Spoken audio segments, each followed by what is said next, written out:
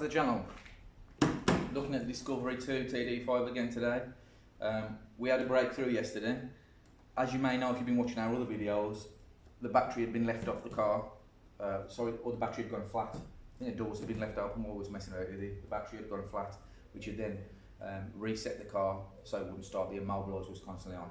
What that normally is the EKA code, and you need to get that. If you haven't got it, we haven't got it, we've got no owner's manual or anything for this one. It's normally in your owner's manual or somewhere around there. Sometimes it's behind the visor. If we get the EKA code, we always write it behind the visor in some marker, so it's always with the car. But this one went flat, reset the car wouldn't start, alarm was going off every time you open the door, the fob stopped working completely, dead on the sort of starting. If you wanted to get into the car, you had to use the key, but like I say, as soon as the door opened, the alarm went off. You had to put the key in the ignition to get the alarm to turn off. Once the key was in the ignition, the little rapid LED was flashing on the dashboard, which meant that the immobiliser was on, couldn't start the car. Therefore, we thought we need an EKA code to get this started. We're going to have to go to the dealer. You have to get it registered in your name then. So to get the EKA code, you need your driving licence and the logbook for the car registered in your name, so you can take it down to the dealer and then they'll give you the EKA code.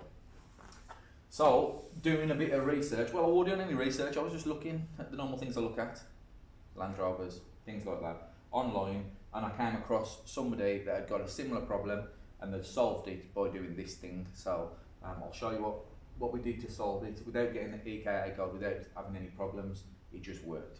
So I'll show you that. So I'll show you what was happening on the inside of the car, or how things were going down. So you've got that little light that's flashing on the dash there. Get to see that there? Got that little one that's flashing on the dash. That one was constantly flashing rapidly as soon as you did anything on the car. So with the car doors shut, key fob would not work, did nothing. As soon as we open the doors, see the rapid flash there? That was just rapid flashing constantly. So we'd open the car, see how that turns off? That wouldn't turn off, that kept flashing, and that shows you that the car's immobilised. And as soon as we open the door, the alarm would go off.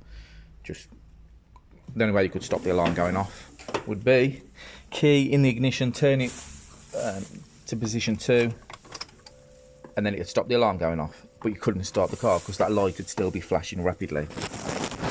So the way we solved that without the code, I mean, this isn't going to work for everybody. If the code's gone, the code's gone. There's probably nothing you can do except get the code. But before you get the code, before you have to get through all that rigmarole, the first thing to do is press this button. So that button there in the engine bay, looking from the front, you can see it there. Give that button a press and you'll actually feel it press down. If it's gone off, it pops up ever so slightly. You can actually feel it and you'll hear it audibly click when you press it.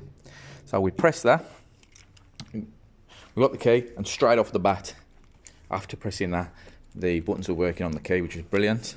But on opening the door, the alarm was still going off.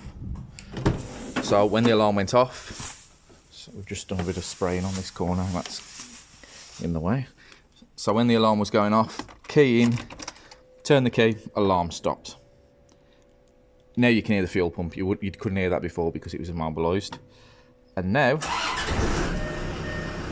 first time, starts up, absolutely perfect. So that's definitely something to look at. That's a good tip. You can get that looked at if you've got a problem with an immobiliser. So now it starts. The next thing we can do is have a look at this air suspension. So rear air suspension is down. So now we can start it. We can get it on the floor. It's up on the ramp, so we haven't got any pressure on the airbags because this one's completely flat. There's nothing there.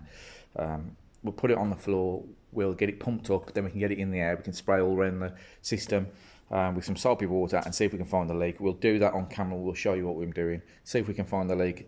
this is sort of the first time, our first foray into the rear air suspension.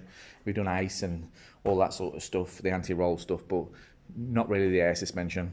So this is our first time doing it, and you can follow us through that and see how we go doing this. So please like and subscribe. We're on 800 subscribers currently. We'd like to get to 1,000 to begin with and continue on from there. The more subscribers, the more comments, the more likes, the more it pushes you to do a few more videos and do a bit more content and try and do it a bit more professionally. So we're going to start getting on with that. Please like and subscribe, and we'll see you in the next video.